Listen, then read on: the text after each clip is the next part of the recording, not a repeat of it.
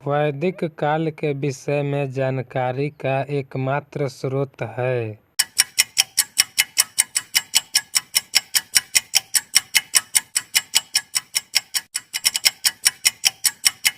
ऋग्वेद। उत्तर वैदिक काल के विषय में जानकारी मिलती है।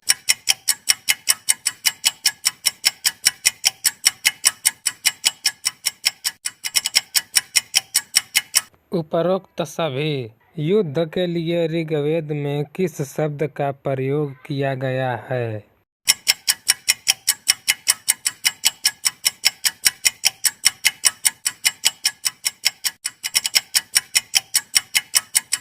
गविष्ठी। ऋग्वैदिक आर्यों की भाषा क्या थी?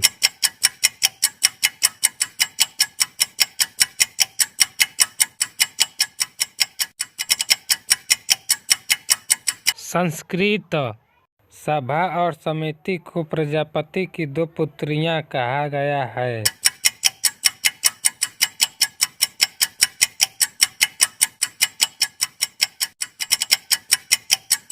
अथर्ववेद में राष्ट्रीय वाक्य सत्यमेव जयते लिया गया है।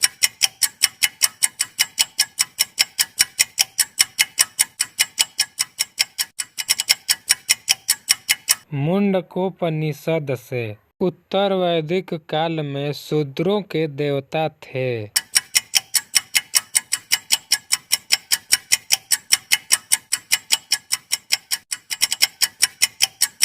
पुषण गोत्र शब्द का सर्वप्रथम उल्लेख है।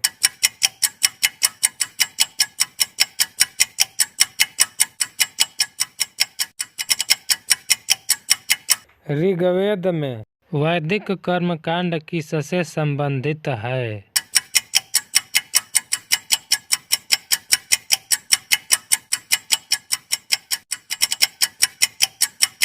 ऋग्वेद से यज्ञ संबंधी विधि विधानों का पता चलता है।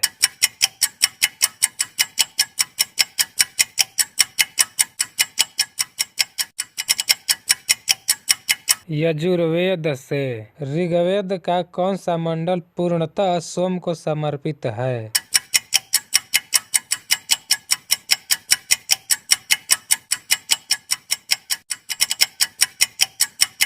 नौवां मंडल। किस वैदिक साहित्य में मोक्ष की चर्चा मिलती है?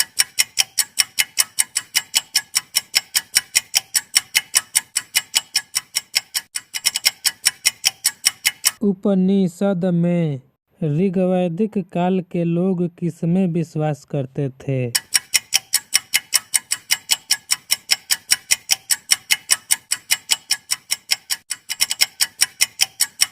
कर्मकांड में ऋग्वैदिक आर्यों का मुख्य व्यवसाय क्या था?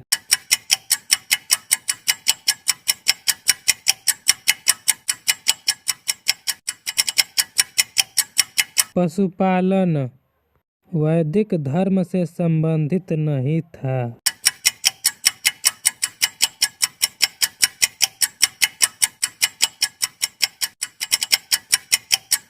मूर्ति पूजा ऋग्वेद में उल्लेखित पढ़ी संबंधित है।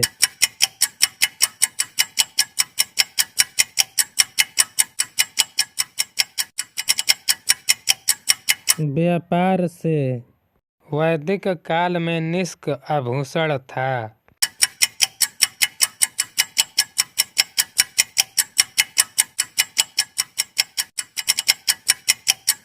गले का उत्तर वैदिक काल की मुख्य फसल क्या थी?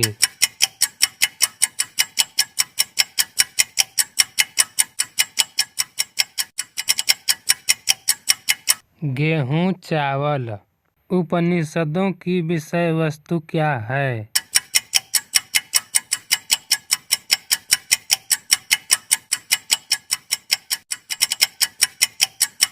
दर्शन।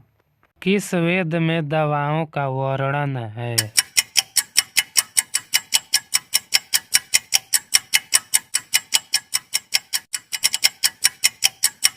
अथर्ववेद में भारत में आगमन के बाद आर्यों ने अपना प्रथम निवास कहाँ बनाया?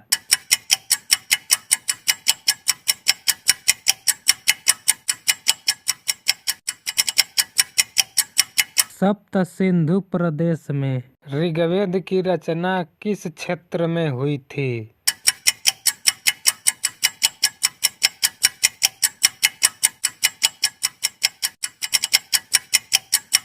सप्त सिंधु प्रदेश में आर्य का शाब्दिक अर्थ होता है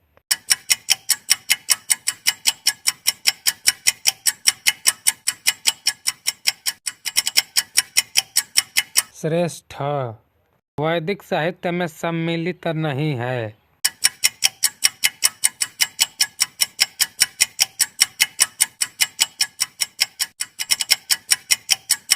साहित्य वेदों को कहा जाता है।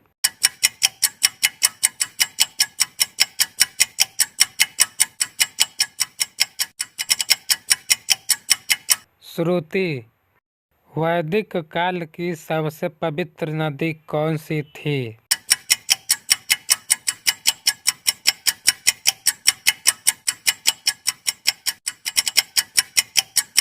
सरस्वती। सर्वप्रथम किसने कहा कि संस्कृत ग्रीक एक ही भाषा परिवार से संबंधित है?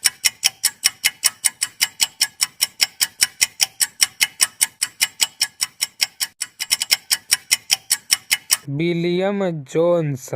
उत्तर वैदिक काल में पालागल से तात्पर्य था।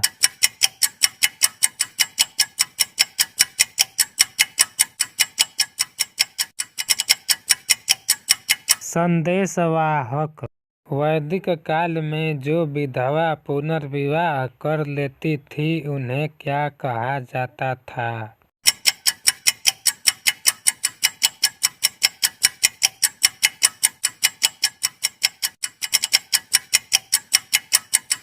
पुनर्भू। ऋग्वेद में इंद्र को क्या कहा गया है?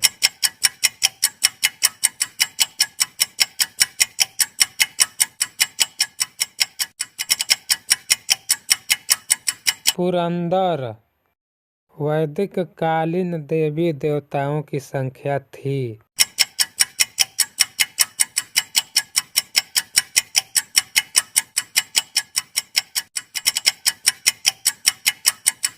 तैंतीस।